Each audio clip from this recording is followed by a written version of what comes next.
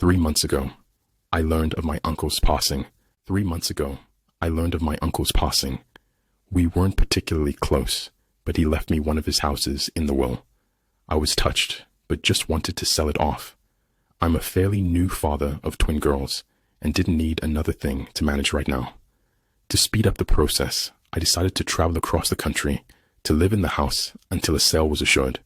My job just requires a laptop and phone, so I was approved to work remotely for the time being. Unfortunately, my wife had to stay at her job, so I had to come alone. At first, I treated it as a mini vacation. I had hoped it would only last a week, but the process was more involved than I thought. I had a realtor taking care of most things, but after a month, I'm still here. I noticed things going wrong right away. Stuff was never where I last placed it. I'd see shadows out of the corner of my eye. I've lose track of time constantly. I thought it was caused by stress, loneliness. Except for the few times the realtor came by with prospective buyers, the house was the quietest place I had ever been in. Before I completely lost my mind, the neighbor came by with a dog. She was an elderly woman who explained that she had been dog sitting while my uncle was in the hospital. Now that I was here, she thought I should take Buster, the golden retriever. I thought the neighbor might have been forgetful because she seemed to think my uncle had just passed last week. Either way, I fell in love with Buster, and his presence was exactly what I needed. I even thought it would be a tremendous present to bring home to my girls. I just hoped my wife would feel the same way. However, even the dog could tell something was wrong with the house. Buster accepted his new living arrangements pretty quickly, but would never willingly go upstairs. This was all right with me at the time. I thought it would make it easier to keep track of him. Then, Buster disappeared. Literally, 1 second, he was standing right behind me as I was opening the treat jar to give him a snack. My eyes left him for just a moment to put the jar back, and then he was gone. I ran through the whole house, calling his name. The kitchen was connected to the living room, and on the other end of that was the master bedroom and study. The other end of the kitchen led to a dining room, which was connected to the entrance hall that also led into the living room and stairs to the second floor. After walking upstairs, you had a choice of right or left along a balcony that overlooked the living room on one side and entrance on the other. Going left led immediately to a guest room and game room. Going right led to 2 more guest rooms and a bathroom at the end of the hall. I looked in every room and had to accept that somehow the dog made it outside, even though there was no doggy door and every door and window had been closed and locked. So I searched the surrounding neighborhood for another hour before giving up. I was thinking about making flyers when I opened the front door and heard Buster scrambling towards me from the kitchen. I was ecstatic, of course, but I just couldn't wrap my head around how I could have missed him. I let Buster sleep in the bed with me that night. In hindsight, it was a huge mistake, but it made me feel better at the time. Things picked up at work though, and I soon forgot about all the strangeness surrounding this house. Clients called me constantly, but we were getting a lot done, and I landed multiple large contracts in a row. I was working around the clock, but I knew I'd be due a promotion once I returned to the home office. Several times I get lost in a phone call or spreadsheet and suddenly find that it was nighttime. I'd be so absorbed with work that I would block out Buster whining for food or to go outside. I started to set alarms to keep track, but I had too many important clients to slow down. I was on top of the world, but my health was starting to suffer. I'd forget to eat and even sleep sometimes. There was always something else to do or someone to talk to. I even got better at taking care of Buster, better than I was taking care of myself, at least. Then my good mood ended with a bang, literally. Buster was whining behind me as I finished another spreadsheet. Then we both heard a door slam upstairs. For the first time since I brought him inside, Buster ran upstairs by himself. I almost called the cops, but I felt silly with the phone in my hand. I started to doubt I had heard anything at all, and if there were an intruder, surely Buster would have been making more noise. So I mustered all the courage I could manage and crept upstairs with frying pan as my weapon. It was dark upstairs, but enough moonlight was coming in from the downstairs windows for me to make out Buster standing in front of the bathroom.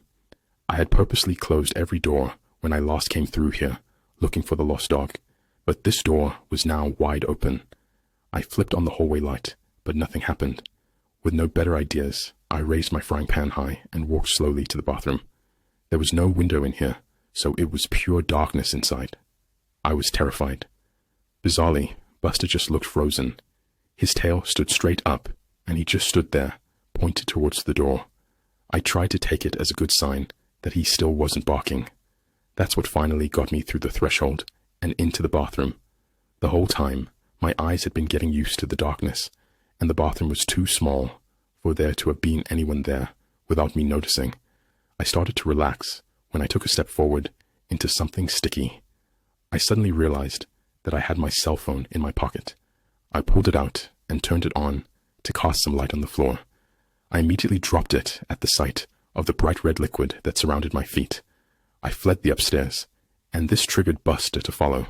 This time, I had no trouble calling the police. Thankfully, there was already a patrol car nearby, so 2 officers arrived within a couple of minutes. Their powerful flashlights cut through the darkness like knives, but they soon found nothing was wrong with the upstairs lights. Something did appear to be wrong with my pipes, though, as they called out from above, that the puddle was just rusty water. Because of their insistence, I climbed up the stairs again and clearly saw a muddy brown puddle in the bathroom. The banging must have been from a pipe breaking. Both cops had a laugh at my expense, but were otherwise understanding. They even gave me a number of good plumber, though my cell phone was ruined after I dropped and left it in the puddle. I would have to use the one landline in the kitchen from now on. I let them out and promised to call the plumber first thing in the morning. Yet, as exhausted as I was, I couldn't go to sleep over that excitement, so I stayed up to draft some more important documents for my company. Before I knew it, Buster had made another mess in the living room. I was dead tired and said some things to Buster that maybe I shouldn't have, and I did some things to him that I know I really shouldn't have. I decided to do something about the stress I had been under, and I spoke to my supervisor that same morning. To my surprise, they were happy to let me have the week off as a sort of mental vacation. Just like that, all my outstanding work was taken away. With nothing else to do, I tried to focus on Buster. I played games with him and fed him a bunch of treats to make up for my earlier neglect. Then I found the first message. I didn't notice it for some time since I had been avoiding the second floor, but I realized that I hadn't actually called the plumber. Before doing so, I went upstairs to see if things had gotten any worse. Instead, I immediately saw a message written in red on the hallway wall. It read, "Losing your mind?"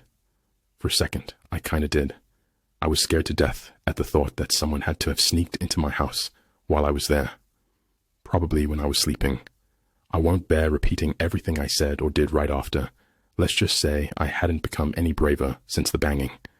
Eventually, I unlocked my bedroom door and made my way to the kitchen with Buster leading the way. I called the police again. Those same 2 officers were able to show up, and then, slowly, we cleared every inch of the house. Yet, we found no one. Everything was locked. No sign of forced entry. The police actually took me seriously, something that bewildered me at the time, and admitted that this isn't the first house in this neighborhood to experience this. There had been a series of break-ins where nothing was stolen, but the police officers still offered to have a car sit outside for the night. Even though I took them up on this, I soon realized that I'd never get to sleep tonight in this house, so I called my only friend in town, and really in the whole state, an old college roommate who coincidentally lived 30 minutes away.